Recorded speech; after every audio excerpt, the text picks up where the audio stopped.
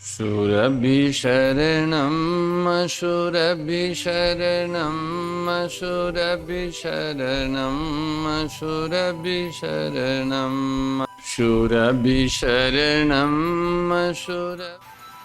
वैसे उपदेशों से कोई लाभ नहीं होता।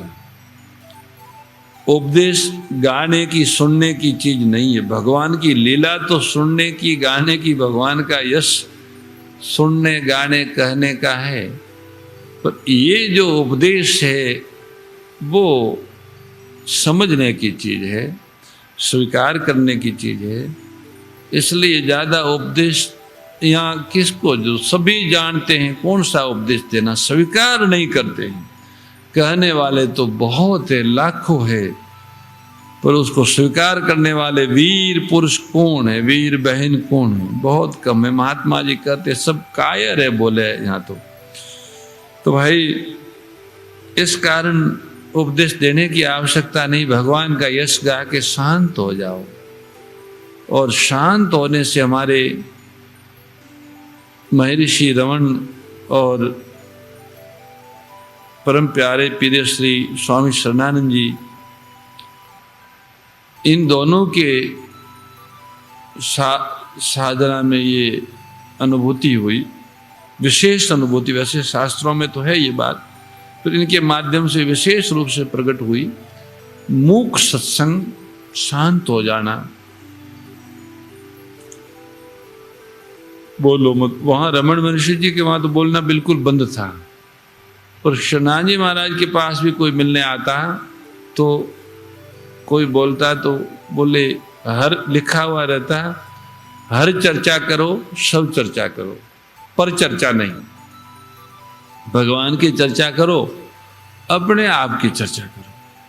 तो जब साधक आते तो शांत बैठते थे, और बैठने मात्र से उनकी सत्संग सिद्ध हो जाती थी।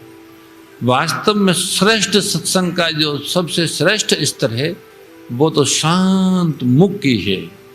वो मुक्त सत्संग ही नित्य है, और नित्य मुक्त सत्संग ही नित्य योग या सहज योग है। उसी की अनुभूति, उसी की प्राप्ति इस जीव का लक्ष्य है। योग से ज्ञान और ज्ञान से प्रेम, ये एक कर्म है। जब सहज योग, नित्य योग में साधक स्थित हो जाता है तो ज्ञानोदय होता है, प्रकाश होता है, और उस प्रकाश से ही प्रभु की, उस प्रकाश में प्रभु की प्रीति का रस बहने लगता है, जिसे प्रेम कहते हैं।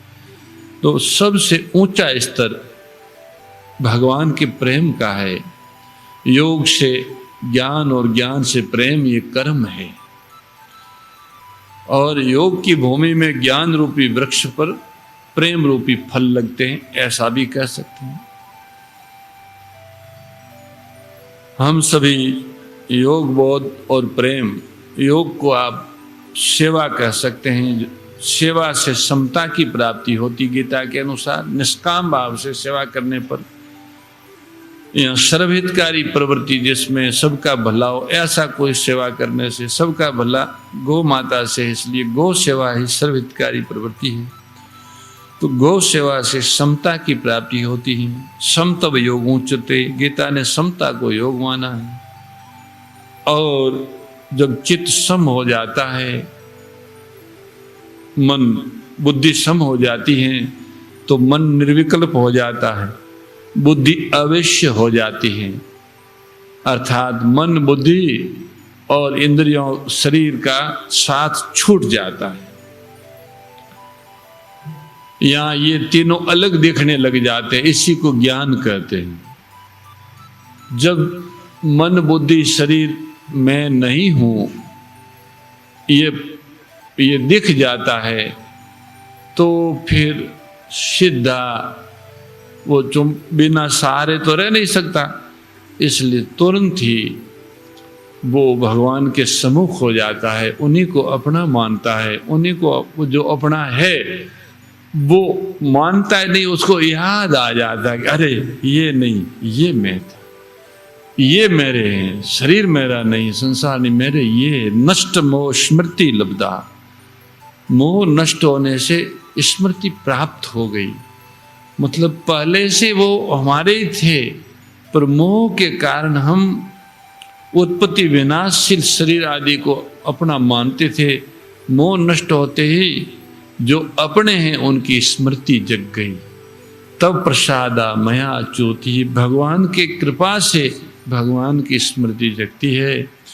और मोह नष्ट ज्ञान से होता है, ज्ञानोदय योग से होता है, और योग निष्काम सेवा से सिद्ध होता है।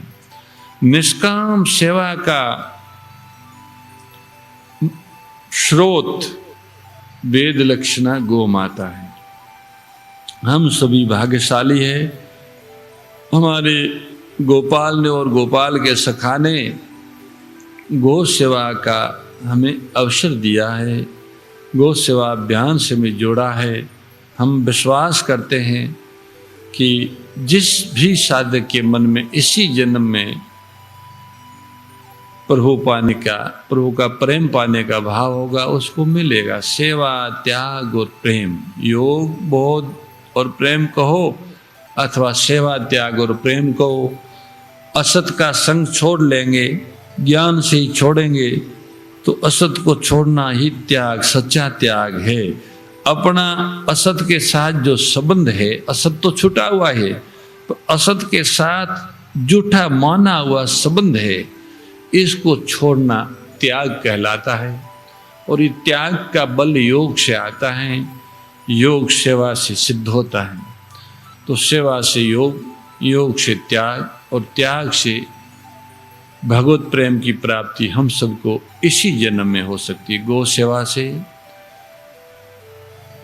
गौ सेवा से समता की प्राप्ति, और समता से विषमता के त्याग का बल, और विषमता के त्याग से प्रभु प्रेम की प्राप्ति हम सबको इसी जीवन में होगी, ऐसा पूर्ण विश्वास है। इसी के साथ गुरुवार होने से उन्हीं का दिया हुआ ज्ञान उनके चरणों में अर्पित करते हैं।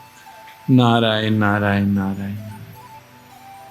मोर मुकुट बंसी वाले की जय, गौ माता की जय। हे मेरे नाथ, आप अपनी सुधामयी सर्व समृद्ध पतित पावनी अहेतु की कृपा से